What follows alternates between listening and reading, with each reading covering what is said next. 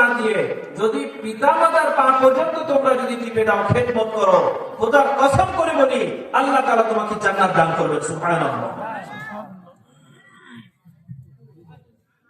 কিন্তু দেখা যায় নেতা নেত্রীর পা ধরে টানাটানি শুরু হয়ে যায় ক্ষমতার আসনে বসার পরে।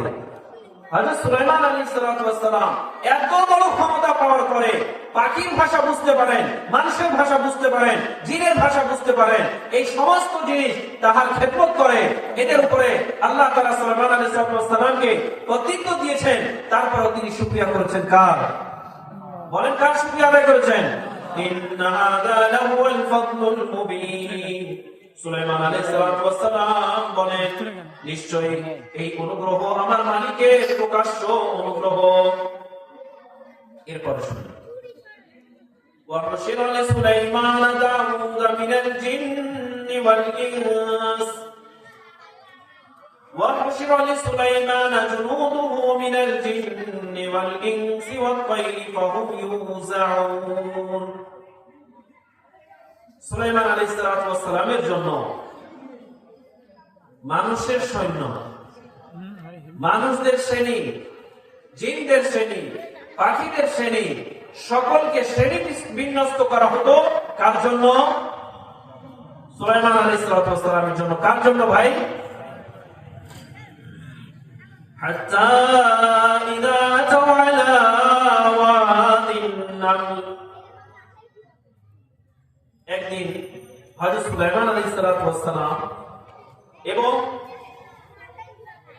তার দলবল সৈন্য সহ পিঁপড়ার উপত্যকায় উপস্থিত হয়েছেন।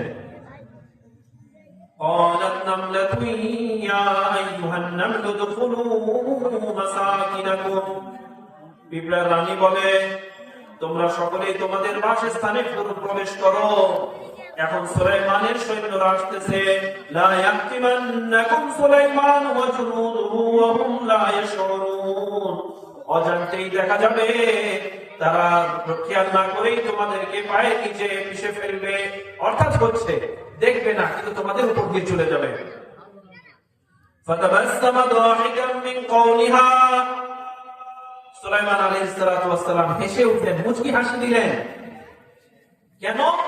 সেই পিঁপড়া রানী বলছে তোমরা নিজের বাসস্থানে প্রবেশ করো, নয়তো সুলাইমান এবং তাহার সৈন্যরা আসতেছে তোমাদেরকে পিষে ফেলবে। এই কথা শোনার পরে হযরত সুলাইমান আলাইহিস সালাম পিঁপড়ার কথা বুঝতে পেরে হাসি দিলেন। চিন্তা করলেন যে পিঁপড়া কি চিন্তা করতেছে। وقال رب أوزعني أن أشكر نعمتك التي। সুলাইমান আলাইহিস সালাম বলেন, আল্লাহ আমাকে যা দিয়েছেন তোমাদের চেয়ে উত্তম দিয়েছেন, এবং আমি এই জন্য শুকরিয়া জ্ঞাপন করতে চাই। কার কাছে? কার শুকরিয়া জ্ঞাপন করতে চাই? নি'মাতাকা আল্লাতী আন'আমতা আলাইয়া ওয়া আলা ওয়ালিদাইয়া। সুলাইমান আলাইহিস সালাম বলেন, আমি শুকরিয়া জ্ঞাপন করব সেই মালিকের, যেই মালিক আমি এবং আমার পিতা, আমার মাতাকে এই জ্ঞান দান করেছেন যে আমাদের জন্য শুধু মানুষ নয়, জিন জাতি, পাখি জাতি, পশু পাখি সকলকেই আমাদের সকলকেই তাদের উপর কর্তৃত্ব দান করেছেন। وأن أعمل صالحا ترضاه। আমি এমন আমল করতে চাই যে আমলের মাধ্যমে আমার মালিক খুশি হয়ে যাবেন। সুবহানাল্লাহ। এই কথা কে বলছেন? বলেন সবাই, কে বলছেন এই কথা? কে বলছেন? সুলাইমান আলাইহিস সালাম। আমরা মনে হয় কথাটা মন দিয়ে শ্রবণ করতে পারতেছি না, একটু জোরে কথা বলার চেষ্টা করি। ওয়াসলিহ ওয়াদখিলনি বিরহমাতিকা ফি ইবাদিকাস সালিহিন। আল্লাহ আমাকে প্রবেশ করান আপনার রহমত, আপনার অনুগ্রহের মাধ্যমে আপনার নেককার বান্দাদের মধ্যে। অর্থাৎ হচ্ছে সুলাইমান আলাইহিস সালাম নিজে নবী রাসূল হওয়া সত্ত্বেও একটা কথা চিন্তার বিষয়, তিনি এই চিন্তা করতেছেন বারংবার যে আল্লাহ আমাকে এই কর্তৃত্ব দিয়েছেন, আমাকে শুকরিয়া করতে হবে কার? শুকরিয়া করতে হবে কার? ক্ষমতার আসনে বসার পরে আমরা শুকরিয়া জ্ঞাপন করি কার?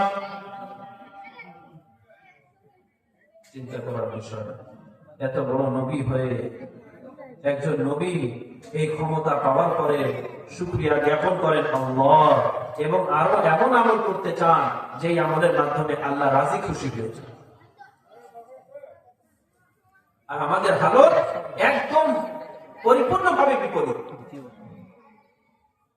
তাহলে আমি বললাম যে একজন শাসকের মধ্যে কয়েকটি গুণ হওয়ার দরকার। তাহলে 1 নাম্বার গুণ কি হলো ভাই? বলেন সবাই, কি বললাম? আখিরাত মুখী, আল্লাহ মুখী, আল্লাহ মুখী, আখিরাত মুখী হতে হবে। 2 নাম্বার হলো একটা মুসলিম রাষ্ট্রের মুসলিম শাসকের ভিতরে 2 নাম্বার গুণাগুণ হচ্ছে ন্যায় প্রতিষ্ঠা করবে। কি করবে?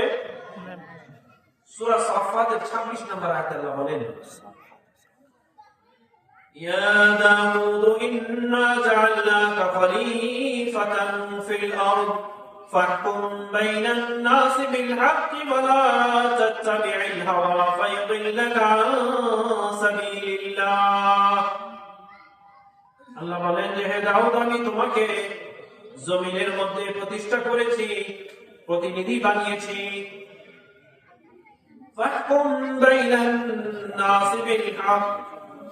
সঠিকভাবে মানুষের মাঝে বিচার করো।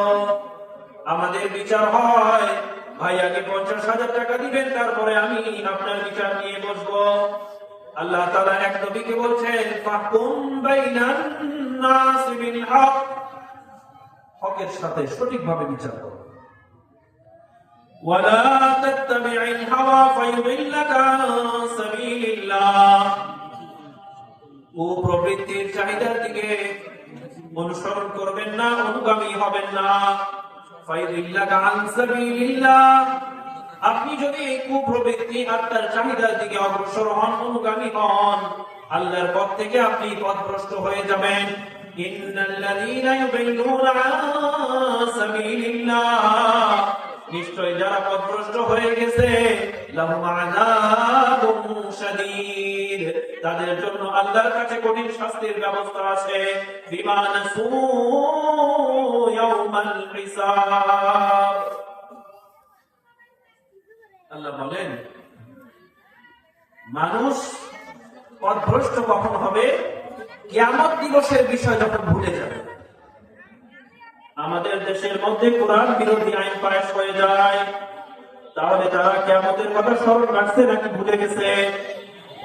বলেন সবাই, ইয়াউমাল হিসাব, কিয়ামতের দিনের কথা যদি ভুলে যায়, আখিরাতের দিনের কথা যদি ভুলে যায়, তখন কোরআন বিরোধী আইন পাশ করে। কথা ঠিক কিনা? কথা ঠিক আছে?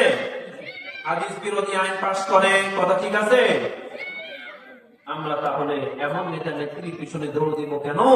বিমা নাসু ইয়াউমাল হিসাব, যে মানুষেরা কিয়ামত দিবসকে ভুলে গেছে, এমন মানুষের পিছনে আমরা কেন যাব?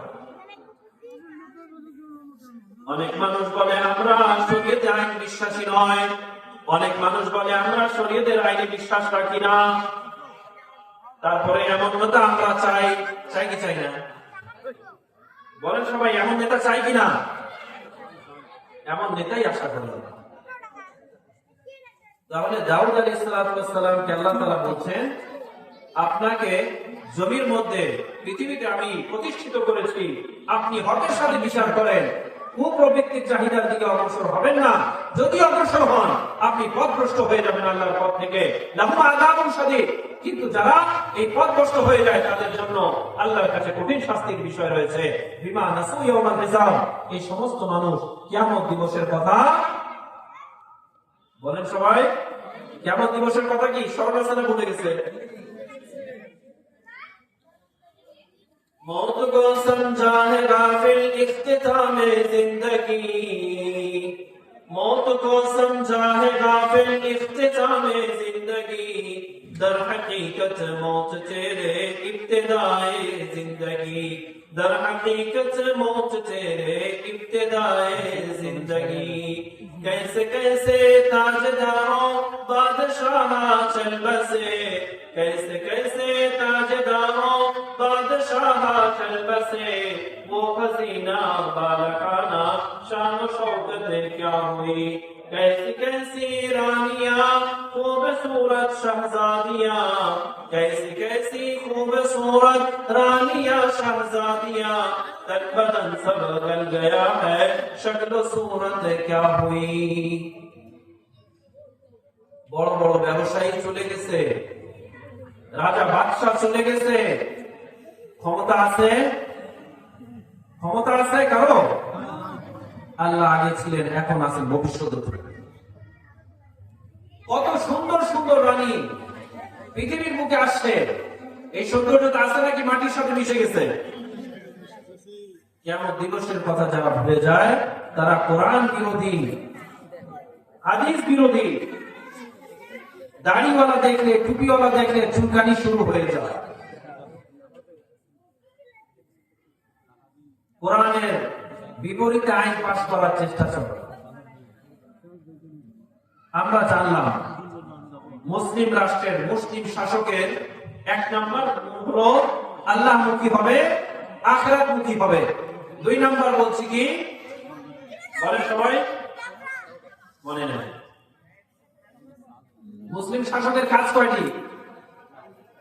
মুসলিম শাসকের কাজ কয়টি? 4টি। মুসলিম শাসকের 1 নম্বর গুণ কি বলছি? চলে গেছে। আল্লাহমুখী হওয়া, আখিরাতমুখী হওয়া। 2 নম্বর গুণ হলো ন্যায় প্রতিষ্ঠা করা। কি করবে? ন্যায় প্রতিষ্ঠা করবে। 3 নম্বর গুণ হলো অন্যায় পরিহার করবে। 3 নম্বর গুণ কি হবে? অন্যায় পরিহার করবে। সূরা আরাফের 142 নম্বর আয়াতে আল্লাহ বলেন ওয়া'আদনা মূসা 30 লাইলাতাও ওয়া আতমামনাহা বি'আশরিন ফাতাম্মা মিকাতু রাব্বিহি 40 লাইলা। আল্লাহ পাক রব্বুল আলামিন বলেন আমি মূসাকে প্রতিশ্রুতি দিয়েছি 30 লাইলাতাও 30 রাত্রির কথা বলেছি, ওয়া আতমামনাহা বি'আশরিন এবং আমি সেটা পূর্ণ করেছি আরো 10 রাত্রির মাধ্যমে। মিকাতু রাব্বিহি 40 লাইলা 40 রাতে আমি সেটাকে পূর্ণ করেছি।